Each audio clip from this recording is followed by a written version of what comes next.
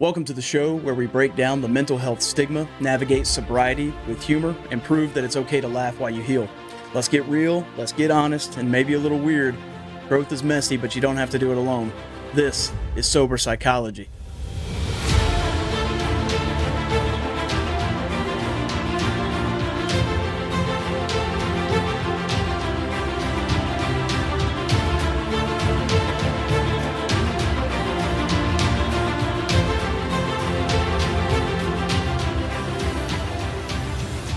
Ladies and gentlemen, welcome back to Sober Psychology, the podcast where we cut through the noise, peel back the layers, and get down to the raw, unvarnished truth of human behavior. I'm your host, Michael, and today we're tackling a subject that most people claim to value, but few actually embody: honesty. More specifically, honesty with yourself, which, let's be real, is a terrifying endeavor. Now, you might think, well, I'm an honest person. I tell the truth. I don't steal. I pay my taxes, mostly. But honesty isn't just about avoiding overt lies. No. It's about the way that you present yourself to the world. It's about whether or not you betray your own soul by pretending to be something that you're not. It's about whether you have the courage to be vulnerable, to be seen as you are rather than how you wish to be perceived.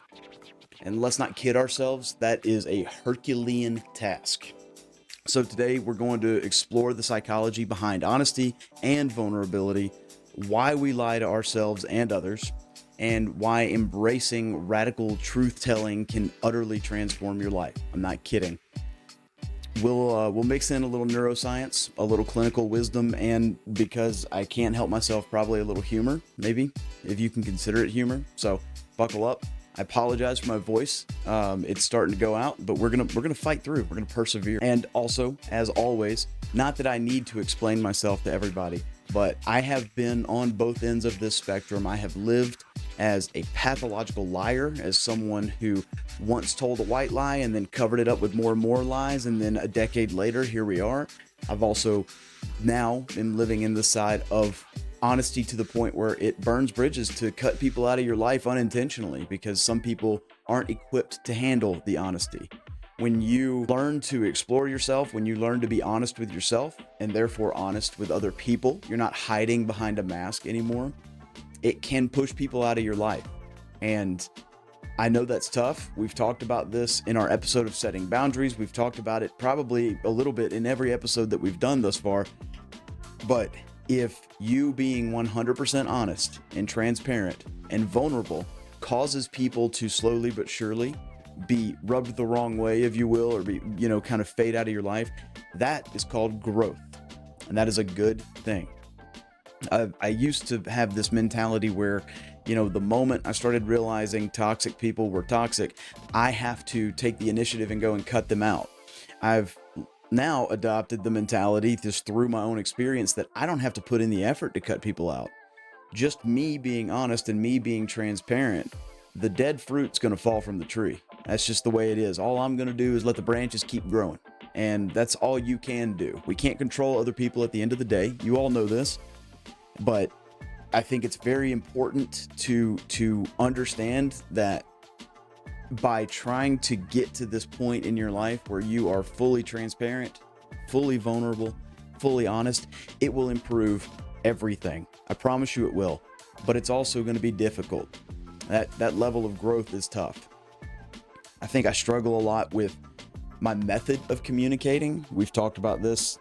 Also, I think I talked about this in the last episode, maybe, in the way, like, for instance, I communicate with my wife. She needs to be communicated with in a much more sensitive way. I communicate in a way of, here it is, this is just the truth.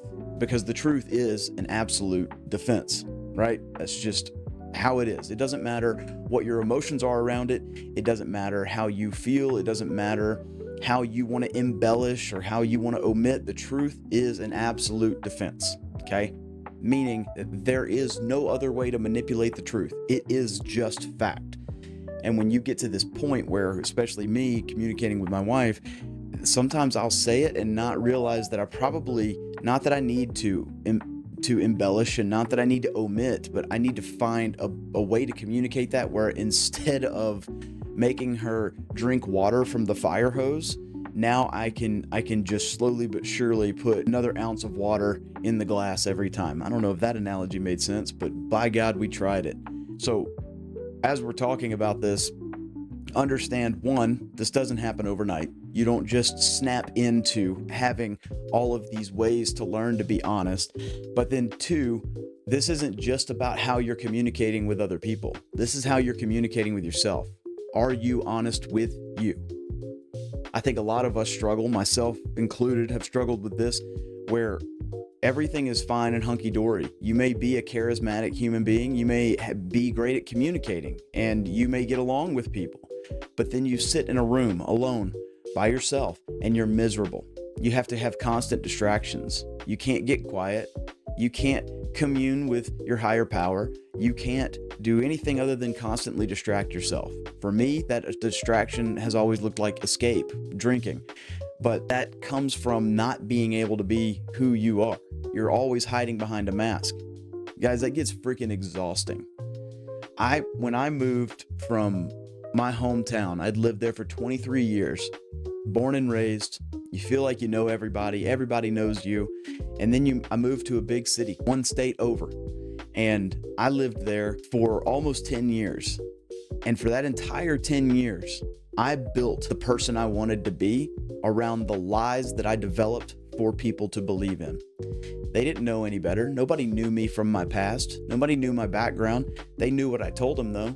And I can tell you that, yeah, I kept it up. I kept it up for a long time, but I hated myself because what I was presenting to people was who I actually wanted to be. I wanted to be this superhero looking type of person. I can do no wrong. Everything that I touch turns to gold, that kind of mentality. And I lived this life for so long. Every relationship I was in, every friendship that I had, every business deal that I made, every job that I had. I mean, hell, I was so delusional. I was trying to convince myself so much that I was this person that I wanted to be, that I was getting jobs. I would lie to them and then put it on my profile. And it was online. It was on LinkedIn. It was on everywhere. And I had people believe in this, right? And it's easy to convince people when you've convinced yourself. So that's part of what this episode is too. Like, look into how much are you being honest with yourself? How much are you lying to yourself? Because you can do it long enough to where you ultimately convince yourself that it's real. And when you get to that point, that crash and burn is tough. You will be faced with it one way or the other. I tell my wife this all the time. When we've had to set boundaries with family members that are lying about us, or people in general, doesn't even have to be family members, just anybody, it will always come out. You can lie as long as you want, and you may go to your grave with it. It's still going to come out. And so instead of people being excited about your life and talking about that, then something's going to come up and they're going to realize how much of a piece of shit you were because you were lying the whole time. And that's not how I want to be remembered. I don't know about y'all. I mean, not that the memory of me is going to create some level of immortality that people are going to just constantly talk about me for the rest of my life, but it's just, I would much rather live freely and be honest with you, and you learn to accept me for who I am, than to have to put in the effort to wear a mask every single day, to pretend like everything is okay. I come from a family that's from a small town, and all we freaking did was pretend that everything was okay. And then you go and look, and things just started to unravel. It's kind of comical. It's not, but it kind of is, how things started to unravel one thing after the next. And I'm just telling you, it comes out. So we're all faced with that reality. We can either be completely honest and accept the fact that there are going to be some people who don't like who we actually are, but yet we're living freely, right? We're free from ourselves and from this mask that we put on. Or we can pretend to be somebody that we're not. We can get a lot of people to like us, and all of those surface level friendships are going to mean nothing at the end of the day. All right. So I'm going to try and stick to the script, but I'm going to throw in a lot of how I dealt with this in my own life, because that, I'll be honest with you, that has been probably the biggest change for me. Because anybody from back then would tell you about me, honesty, truth, trust would never be words that they would associate with me. Whereas fast forward to, getting sober and changing and starting to have a mindset shift and perspective on life. And the town that I lived in for a year after rehab, one of the words they used to describe me was integrity, because I stuck to my word. So it's a huge shift. It's a huge shift. I promise you. I wouldn't be married today if I wasn't an honest person, or at least not to the woman that I'm with now. Would not have my kid. I wouldn't be able to sit in a room by myself alone. Like, I'm telling y'all, this is worth it. It's hard work though, as it typically is. Progress, not perfection. All right, so let's start with the basics. Why do people lie? If you ask the average person, they might say, oh, people lie because they don't want to get in trouble, or they lie trying to manipulate others. And sure, that's true sometimes, but the real reason most people lie, especially to themselves, is fear. Again, go back and look at the episode that we talked about on fear. I'm going to end up doing another one because it wasn't enough, but fear will control every aspect of your life, your decision making, your thinking, your thought process, everything. Fear. So fear of what? The fear of rejection, fear of inadequacy, fear of confrontation, fear of our own insufficiency. We'd rather construct an illusion than face the painful, unflattering reality of our own limitations. And that's not just poetic, it's biological. Say it again. We'd rather construct an illusion than face the painful, unflattering reality of our own limitations. Your brain is wired to protect you. We've talked about this before. The majority of our bad habits are going to come from survival instincts that somehow or another got bastardized in the way that we handle it. But your brain is wired to protect you. The prefrontal cortex, the seat of reasoning and planning, often gets hijacked by the amygdala, which is the part of your brain responsible for threat detection. So when the truth feels like a threat, your body quite literally reacts as if it's being chased by a bear. Your heart rate goes up, cortisol spikes, and suddenly a little white lie about how you totally read that book seems like the only reasonable escape route. And I'm telling y'all, this goes deep. Those little white lies that not only you tell other people, but you tell yourself. I've dealt with this. I'm dealing with this right now with my family. Even when you talk about someone behind their back, when you gossip and speak negatively about them, and you think they'll never find out, and maybe they won't. You have somehow or another convinced yourself through the whatever polluted justification system you have in your mind that that's okay to do. And you do this because there's some level of fear involved in it. Somehow, some way, you can look into it, do that on your own. But that little white lie that you tell yourself, it's fine, they'll never figure it out. That's lying by omission, right? It builds and builds and builds. And then all of a sudden you start to treat this person differently. And like what my family was doing, I'm not an idiot. I can tell when you're treating me differently. I can tell when things are going on. So then I'll investigate, and I am a very good investigator. I will figure out the truth. I'm a truth seeker. That's what I want to do. I love doing it. I'm almost addicted to it, right? So it's not just the white lie that you're telling other people. It's the white lie that you tell yourself. But here's the kicker. Every lie, big or small, erodes your self-respect. Your self-respect. And I mean that literally. Every time you distort reality, you weaken your own integrity. And integrity isn't just some abstract virtue.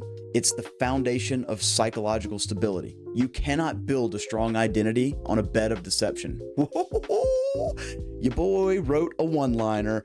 Here we go. You cannot build a strong identity on a bed of deception. Put it on a t-shirt. You want to go over here with it? You cannot build a strong identity on a bed of deception. Look, we even added a camera. You cannot build a strong identity on a bed of deception.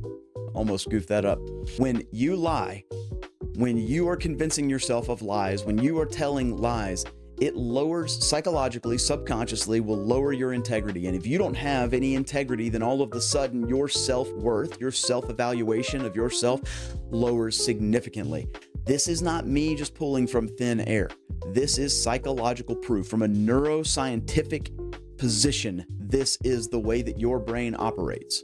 We lie to protect ourselves. We're wired to protect ourselves. If we feel like exposing ourselves and being honest about something is going to be one of those situations where they're going to kick us out of the tribe, or they're going to send us off, kill us, whatever they used to do, then all of a sudden you're going to build up these lies in your head and convince yourself, oh my gosh, I gotta tell them something else so they'll believe me and they'll keep me here in the tribe. I want to sit by the fire and I want to eat mammoth tonight. But we're wired to immediately lie to defend ourselves. And then it gets more and more and more. That's where pride comes in. I don't know if we've done an episode on pride. Maybe I should write that down. Maybe we should do that.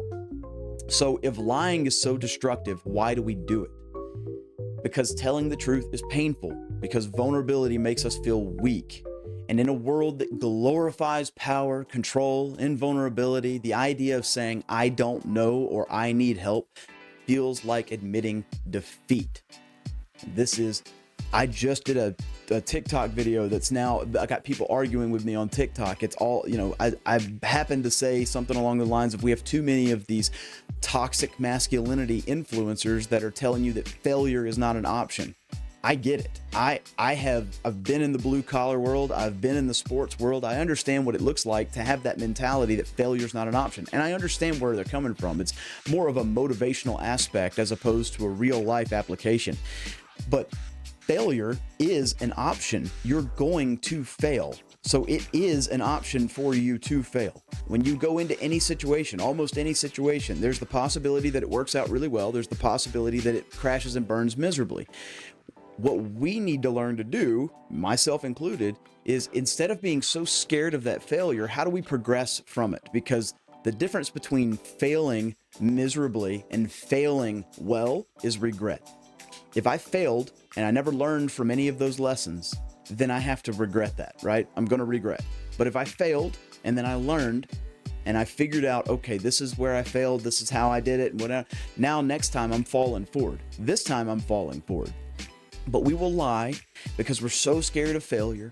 We're all about this whole power and control and invulnerability kind of mentality that the world tells us is what we need to have in order to be the best human being.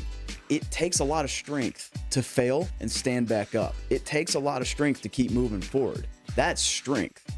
Strength is not saying I'm never going to fail when inevitably you will fail. And then when you do fail, you lie about it so no one knows that you did. That's weakness, my friends. But what if I told you that vulnerability is the exact opposite of weakness?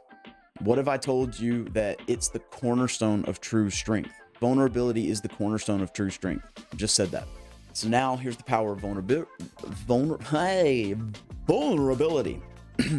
This is where people start to squirm. I could already hear the resistance. Oh, great. Here comes the self-help nonsense about being your authentic self. The next thing you know, I'll be crying in a drum circle. Like, I get it. Okay. So just bear with me for a second. Vulnerability is not about broadcasting your deepest fears on social media. It's not about oversharing and making yourself a doormat. It's about having the courage to be seen, to acknowledge your fears, your limitations, your past mistakes without running from them. Can we just pause and get closer? I guess. Again, I don't know. Vulnerability. It's not about having the courage to be seen, to acknowledge your fears, your limitations, your past mistakes without running from them.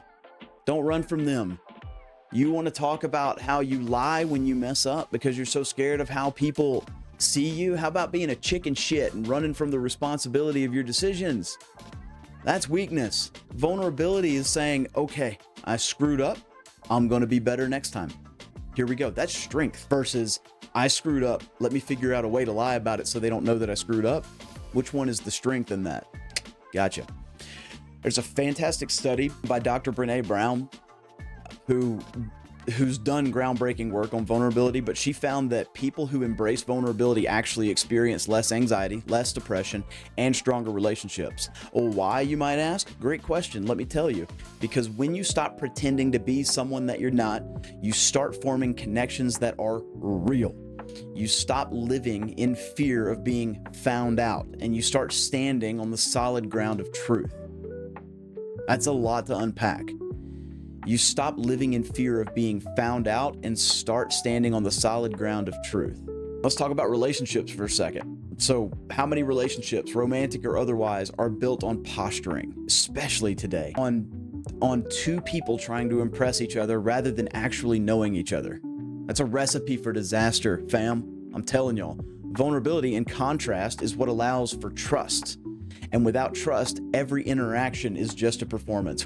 Guys, hold up. I'm hitting it right now, okay? Vulnerability, in contrast, is what allows trust.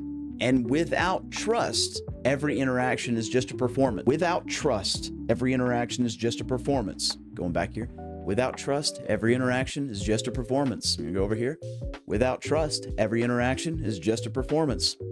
I'm telling y'all, this is very important.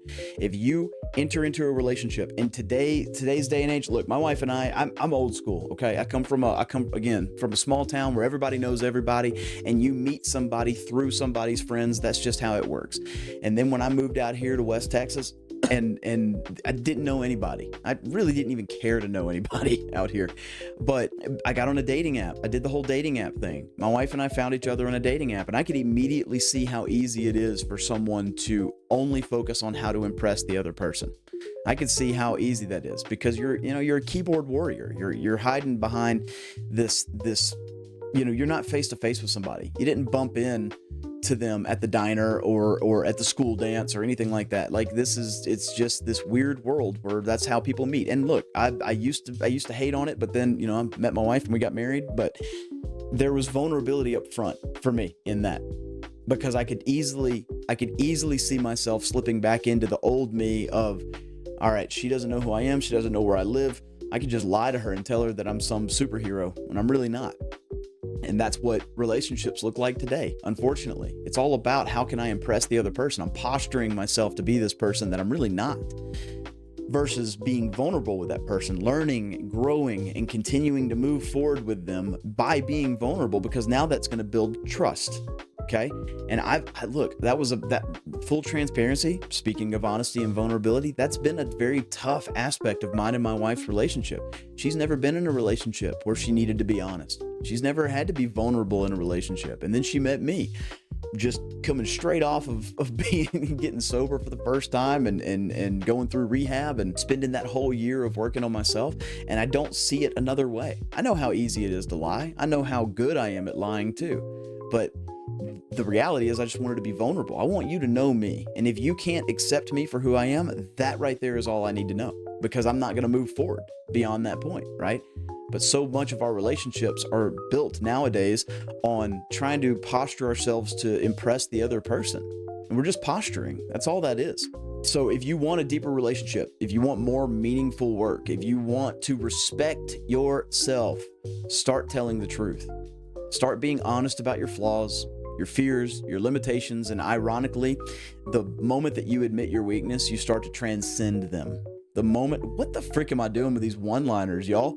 Maybe it's just me. I'm tooting my own horn. Toot, toot, here we go. But ironically, the moment that you admit your weaknesses, you start to transcend them. This is a consistent theme throughout everything that we do in this episode. All of these demons that we hide, all of these fears and these lies and the ego and everything that we hide behind. Once you start to name them, once you start to address them and admit that you have the issue, first step, then everything starts to get weaker, except for you. You're getting stronger. You're starting to transcend all of those negative things. You can't fix what you don't know, what you can't see. You can't, right? So how do you diagnose the problem if you are convincing yourself that there is no problem, right? And nobody can help you either, right? Going back to the vulnerability, the weakness, when I was a mess right there before I got into rehab, but I had lied to my family for so long. I'd wanted to pretend like, hey, I moved to this town. I got out of the hometown. I'm supposed to have it together. I'm now going through a divorce. Everything. I'm just bouncing around from job to job. I couldn't stay sober. I'm living in my truck. I'm living in a crappy apartment. I don't have anything but a bed and a cooler. And I'm setting my Xbox like up on a cooler in my room with a lawn chair, with a fold out $5 chair that I got from Academy Sports. But I was telling them, hey, I'm killing it. I'm doing really well. I'm making a lot of money. I'm doing great. And then all of a sudden they find out that I'm living in my truck. You know, like if I would have just been honest, like, hey, I'm really struggling getting sober. I'm really struggling not drinking, and I'm really struggling getting on my feet. That would have changed so much. But I was so egotistical. I didn't want to be vulnerable with anybody. I didn't want to be honest with myself either, because I'm the guy who's supposed to have it all together. I'm Superman. I'm Captain America. What are we doing here? I'm not, by the way. And nothing in my life displayed that. So there's that. So how do we start integrating honesty into our lives in ways that doesn't leave us feeling raw and exposed like a crab without a shell? Because make no mistake, if you're used to lying to yourself, stepping into truth is going to feel like standing naked in a snowstorm. All right. So here are 3 practical steps. Number 1, audit your own lies. Pay attention to the little ways that you distort the truth. Even, I don't care how small they are, the little ways that you distort the truth, even telling it to yourself. Do you exaggerate? Do you downplay your emotions? Do you avoid hard conversations? Awareness is the first step. I know it sounds cliche. That's what it is. So audit your own lies. Number 2, start small. You don't have to spill your life story to the first stranger that you meet. Instead, try being just 5% more honest today than you were yesterday. Say, I don't know when you don't know. And say, that hurt my feelings when it did. And watch what happens. Number 3, recognize that truth is liberating. Yes, the truth is hard. And yes, it's uncomfortable, but the more you embrace it, the lighter you feel, promise you. The less you have to remember, the less you have to fake, the more that you can breathe. As Carl Jung said, until you make the unconscious conscious, it will direct your life, and you will call it fate. That's deep. I know that's deep. Some of y'all may not get it, but if you want a real change, you have to face reality, however uncomfortable it may be. So again, the path forward. Number 1, if you want 3 practical steps to work on your honesty, here we go. Number 1, audit your own lies. Start small. It does not have to be grand. Lie less today than you did the day before. And then recognize that the truth is liberating. Understand how freeing it is to just tell the truth. Damn it. So that's the challenge that I'm going to leave you with. Be a little braver with your honesty. Just be braver. It takes strength to be weak. All right? It takes strength to be vulnerable. All of you tough, blue collar, rednecks, y'all are my people, right? I come from that. I get it. Mental health is a problem. You know, it's a weakness. You don't have to talk about your issues. You just pretend that everything's okay. Look, I have yet in my 35 years of existence met someone who has that mentality that's just Cadillacing and all cylinders are firing. Right? I'm just telling you right now. It takes a lot of strength to be weak. It takes a lot of strength to be vulnerable. It does not take a lot of strength to pretend that you're okay when you're not. It doesn't take a lot of strength to pretend that you're a human being that you would rather be than who you actually are. All right? So it's not about avoiding deception. It's about living in alignment with who you actually are. Period. And the more honest you become, the stronger you'll be. Period. That's it. Done. Easy. So, as always, thank you guys for tuning in. Thank you for all the comments, for actually listening to the episodes and then being willing to come talk to me about it. I freaking love it. If you disagree with me, that's cool. I'm not here to like chastise you. I'd like to have a conversation about it, so we can do that. But if you enjoyed today's episode, share it with somebody who needs to hear it. Just remember, the truth's going to set you free. But first, it's going to make you feel really uncomfortable. So keep your head up, keep your heart open, go help somebody, and for God's sakes, tell the truth. Love you guys.